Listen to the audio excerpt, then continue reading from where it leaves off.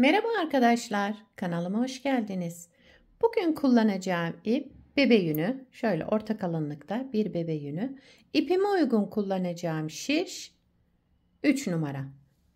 Modelimiz oldukça güzel ve kolay bir model. İstediğiniz örgüde uyarlayabilirsiniz bu modeli. Yapım aşamalarına geçmeden önce kanalıma abone değilseniz abone olup videolarımı da beğeniyorsanız beğeni yapmayı, yorum yapmayı, beni desteklemeyi unutmayın arkadaşlar. Ayrıca kanalımdaki katıl butonuna da tıklayarak kanalıma katkıda bulunabilirsiniz. Şimdiden hepinize teşekkürler. Dilerseniz yapım aşamasına geçelim. Ben ilmeklerimi çıkardım. Arka yüzünde bir sıra ters ördüm. Lastik yapmayacağım. Onun için bir sıra şöyle ters örerek bir zemin hazırladım. Bu model için ilmek sayısı 2 ve 2'nin katları olması gerekiyor. Yani çift sayıda başlarsanız yapacağınız örgüye göre ilmek sayınızı bu şekilde ayarlayın. Modelin birinci sıra ön yüzündeyim. Kenar ilmeğimi örmeden aldım. Kenar ilmeğinden sonra bütün ilmeklerimi ters örüyorum. Sıra sonuna kadar ilmeklerimizi ters örerek devam ediyoruz.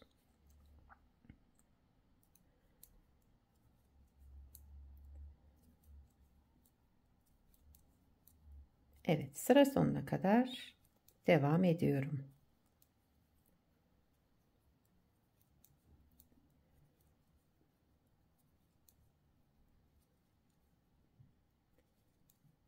Kenar ilmeğimi de düz olarak ördüm. Sıramı tamamladım. Birinci sıra ön yüzünde ilmeklerimizin tamamını ters ördük. İkinci sıra arka yüzündeyim. Kenar ilmeğimi örmeden aldım. Bütün ilmeklerimi yine ters örüyorum. İkinci sıra arka yüzünde ilmeklerimizi ters örerek devam ediyoruz.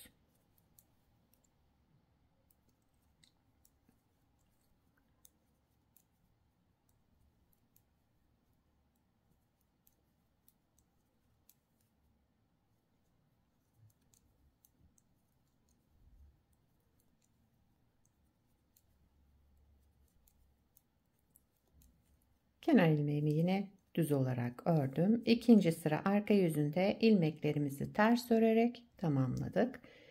Üçüncü sıra ön yüzündeyim.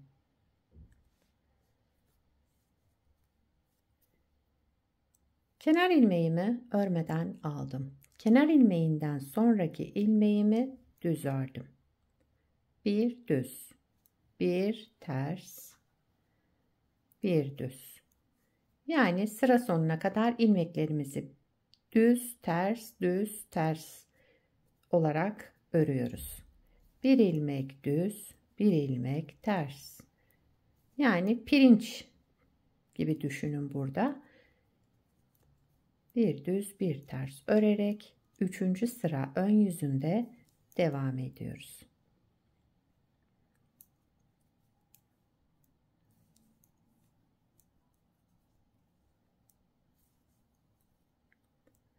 Son ilmeğimi de ters ördüm. Kenar ilmeğimi düz olarak ördüm. 3. sıramı bir düz, bir ters, bir düz, bir ters örerek tamamladım.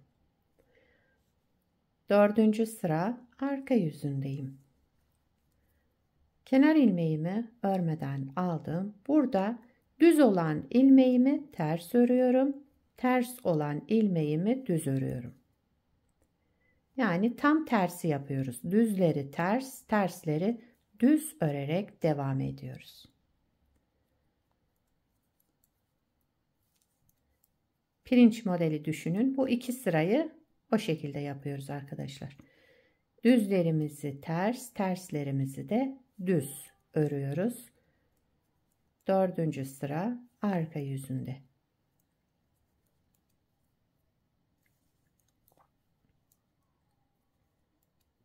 Evet, sıra sonuna geldim. Kenar ilmeğimi de düz olarak ördüm. 4. sıramı tamamladım. Bakın şöyle. 5. sıra ön yüzündeyim. Kenar ilmeğimi örmeden aldım. Kenar ilmeğinden sonra bütün ilmeklerimi düz örüyorum.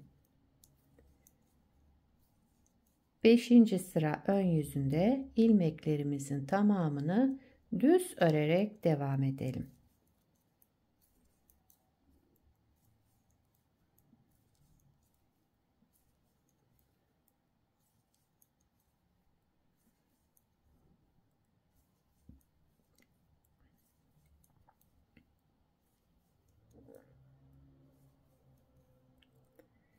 Kenar ilmeğimi de düz ördüm. 5. sıramı düz örerek tamamladım. 6. sıra arka yüzündeyim. Kenar ilmeğimi örmeden aldım. Kenar ilmeğinden sonra bütün ilmeklerimi yine düz örüyorum. Sıra sonuna kadar ilmeklerimizi düz örerek devam ediyoruz.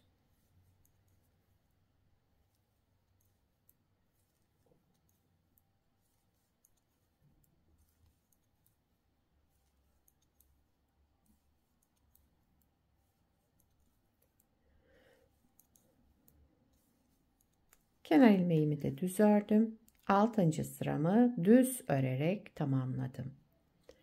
7. sıra ön yüzündeyim.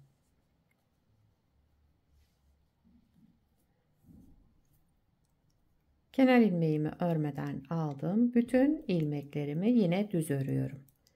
7. sıra ön yüzünde bütün ilmeklerimizi düz örerek devam edelim.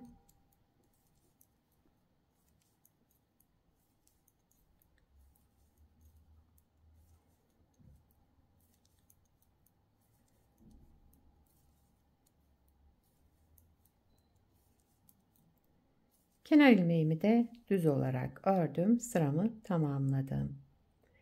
8. sıra arka yüzündeyim. Kenar ilmeğimi örmeden aldım. Bütün ilmeklerimi ters örüyorum.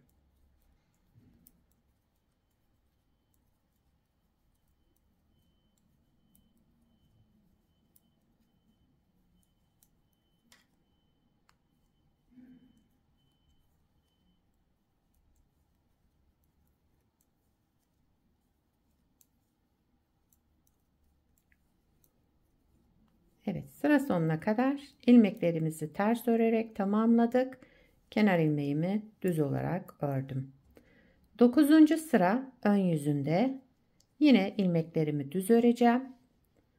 10. sıra arka yüzünde ters öreceğim. Modeli tamamlayacağız. 9. sıra ön yüzünde kenar ilmeğimi örmeden aldım. Bütün ilmeklerimi düz örerek devam ediyorum.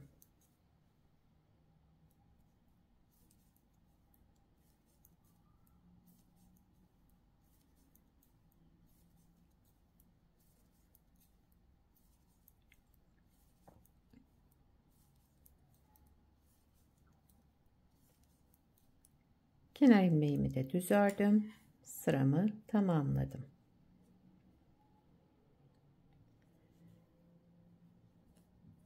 Onuncu sıra arka yüzündeyim. Kenar ilmeğimi örmeden aldım. Bütün ilmeklerimi ters örüyorum.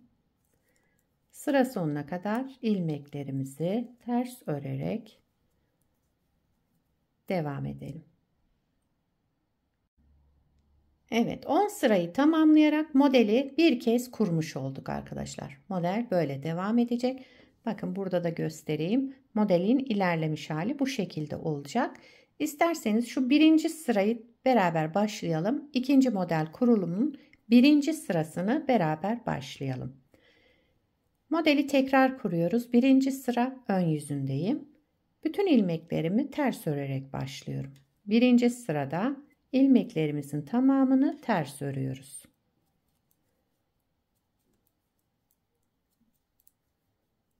Şöyle bir sırayı beraber başlayalım. Ondan sonrasını siz birinci modelde nasıl yaptıysak aynı şekilde devam edeceksiniz. Anlaşılmayan yer olursa videoyu tekrar baştan izleyebilirsiniz. Daha fazla uzatmayalım. Evet, sıramı tamamladım. Birinci sıra ön yüzünde ilmeklerimi ters ördüm. İkinci sıra arka yüzünde yine ters öreceğiz. Daha sonra 2 sıra şu pirinçleri yapacağız.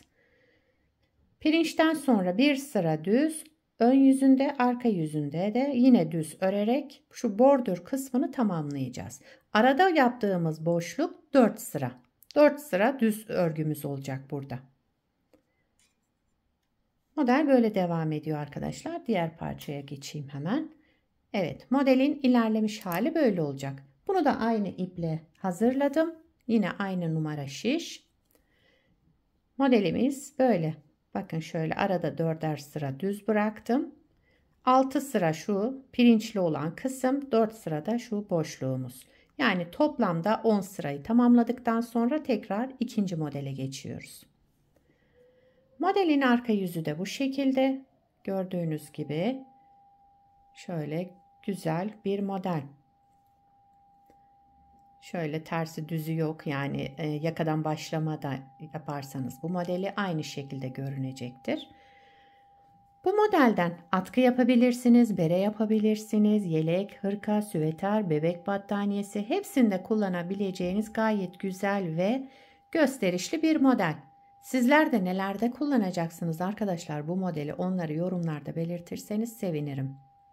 Atkı bere yaparken biraz daha kalın ip kullanabilirsiniz. Benimki daha şöyle ince düştü. Şöyle kabarık kabarık görünen güzel modellerden. Sizler de nelerde kullanacaksınız onları yorumlarda belirtirseniz sevinirim arkadaşlar. Beni buraya kadar izlediyseniz bir beğeni yapmayı, yorum yapmayı, beni desteklemeyi unutmayın. Şimdiden hepinize teşekkürler. Yapacak olanlara kolay gelsin. Bir sonraki videoda görüşmek üzere. Hoşça kalın.